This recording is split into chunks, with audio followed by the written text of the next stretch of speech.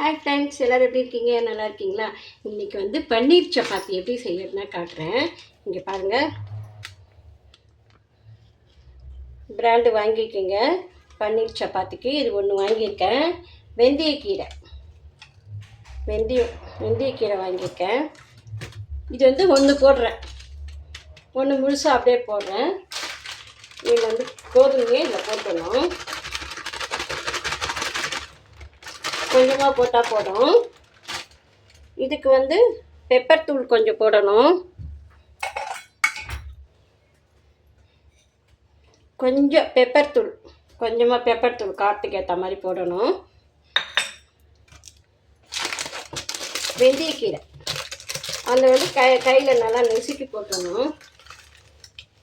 கொஞ்சமாக போட்டால் போதும், நிறைய போட வேணாம். அந்த பாருங்கள், இந்த மாதிரி கையில் தேய்ச்சிட்டு போட்டுருங்க.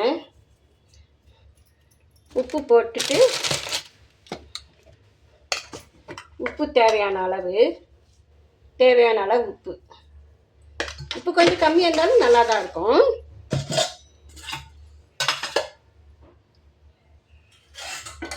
இங்கே பாருங்கள், இந்த பன்னீர் எடுத்து வச்சுருக்கேன். இதை வந்து இதில் போட்டு நல்லா பிசைஞ்சிடணும். தண்ணி ஊற்றி பிசைஞ்சிடணும். நம்ம சப்பாத்தி பிசைஞ்சிட்டு இந்த உருண்டை பிடிச்சி வைக்கிறது அது வந்து சரியாக வரமாட்டேங்குது.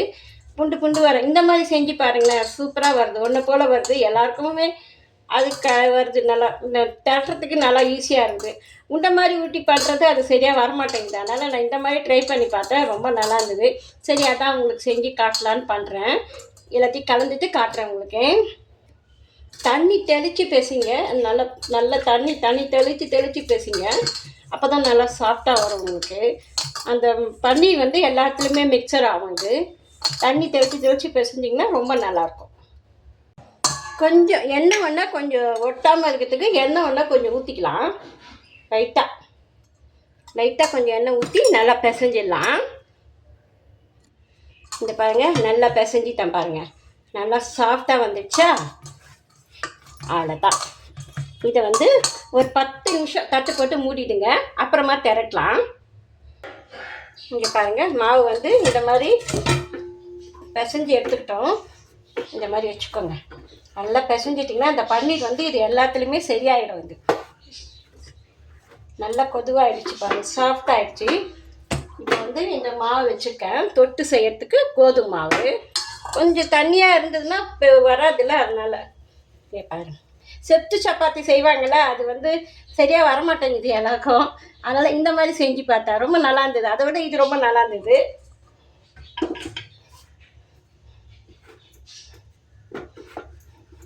பாருங்க, நல்லா தட்டின்னு இருக்கேன் பாருங்க, சூப்பராக வரும்.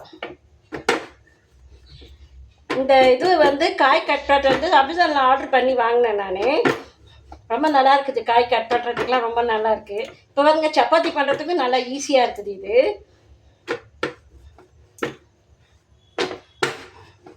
பாருங்க, நல்லா ரவுண்டாக வந்துச்சா? இப்போ கல் நல்லா காஞ்சிச்சு.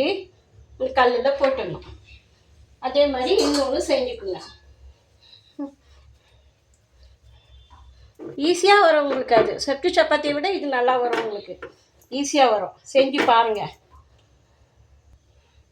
பாருங்கள், இது நல்லா திருப்பி விட்டுட்டிங்கன்னா புஷ்ஷுன்னு வரும். இது திருப்பிட்டு எண்ணெய் ஊற்றுங்க.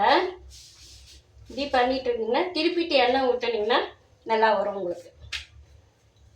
இந்த பக்கம் வெந்துச்சு, இப்போ இந்த பக்கம் எண்ணெய் ஊற்றினா நல்லா சாஃப்டாக இருக்கும் உங்களுக்கு.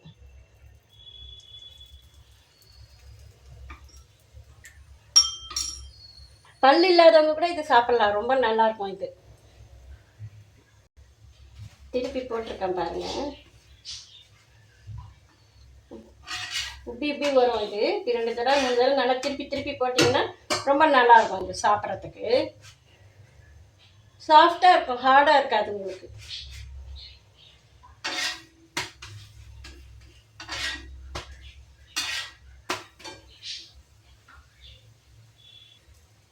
இங்கே பாருங்கள், நல்லா இப்படி வச்சு பாருங்க. கேட்டிங்கன்னா அவங்க மேலே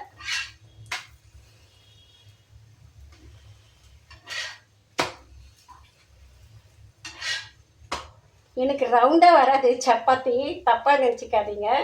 எனக்கு இப்படி தான் வரும். சில பேர் அழகாக ரவுண்டாக செய்வாங்க, எனக்கு ரவுண்டாக வராது. அது அவ்வளோதான். நல்லா வெந்துச்சா? காரக்குழம்பு வச்சுருக்கேன்.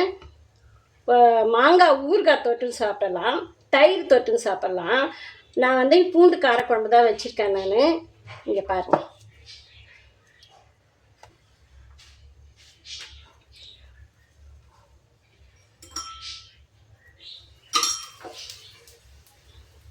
இப்போ சாப்பிட்டு பார்த்துட்டு சொல்கிறேன்.